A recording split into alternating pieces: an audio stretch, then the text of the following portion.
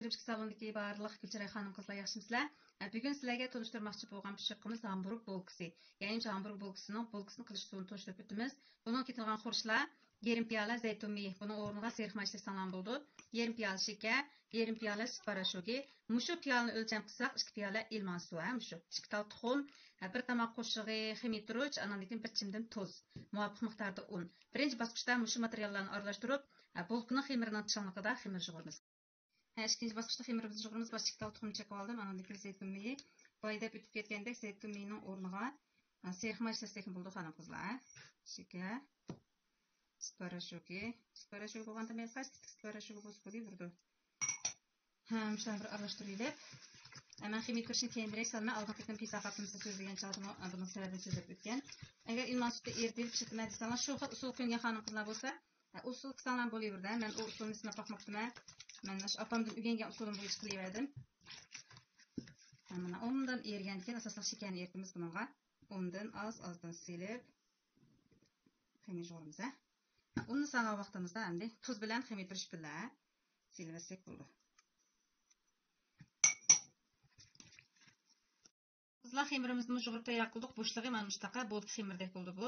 Hamma xurishni aralashtirib yig'irga olamiz. Shu endi buni sulyo bilan o'rab 1,5 saat atrofida. Ba'zan xemirni tez ko'pirgan xonimlar bo'lsa 1 soat atrofida issiq bo'lgan keyin ko'payib turadi. Bo'lmasa 1,5 soat atrofida to'ldiramiz bu xemirni.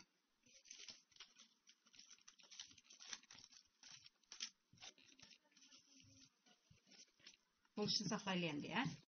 Assalomu alaykum, Aliya Sultan 320 salondagi barliq xonim qizlar, hozir vaqtingiz xayrli bo'lsin. Bugun sizlarga tanishtirmoqchi bo'lgan taom kol go'shtanli hamburg bolkisi. Buning ketilgan material kol go'shtini shunday holatda nepiz yalpoqlab parchalab olamiz. Shu 10 dan 11 parcha atrofida go'sht. O'zingizlarning ehtiyojiga asosan qilsanglar bo'ldi. Har bir shu hamburg bolkisiga bir parcha ketadi.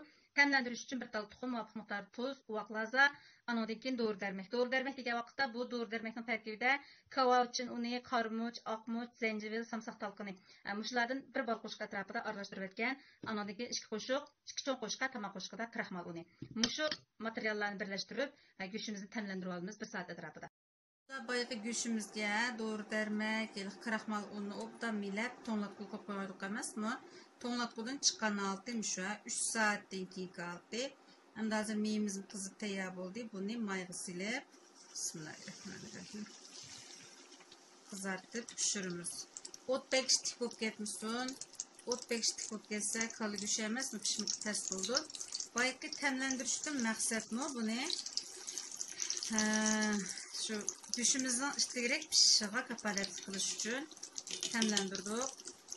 O'tni so'roq qilib tashlaymiz. Mushu paytda az deganda 15 minut atrofida mayda bu o'zi bilan o'zi pishadi.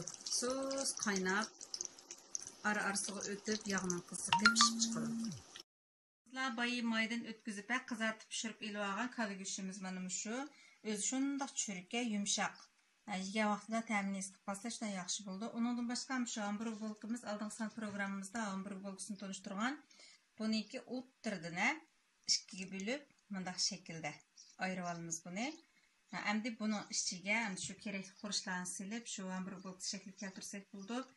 Buningga bu go'shtdan boshqa shinsayani, bu shinsayani nima deb tarjima qilsak bo'ldiki, uyg'ursini toz bilamindan kechirsizlar. Andan keyin pomidor, sho'xlar, mayonez. Ya'ni bu mayonez yanalov deb aytib buniki salat qiyami deb ataymiz. Mushlar bilan bezaymiz. Birinchi qadamda hamburg bolkimizning ichiga salat qiyamini bir qo'l berib chiqamiz. Ba'zan bolalarimiz bekmi yaxshi ko'rdi, buni jiqaroq pasak bo'laverdi. Andan keyin ikkinchi qadamda mau ko'ktatni ham qattiq yerini aytib da qo'ygan bo'ldik. Üçüncü qadamda go'shtimizni qo'ydik. Men ama sho'xlini tanlashimdagi sabab mau qurg'isi xo'p emas, bolkisi do'qib ketib tushdi buni. Go'shtini mayda qizartib olamiz. Shu bolalarning ko'ngli tegib ketmaslikni oldini olish uchun sho'xlini, yo'l sho'xlini tanladim.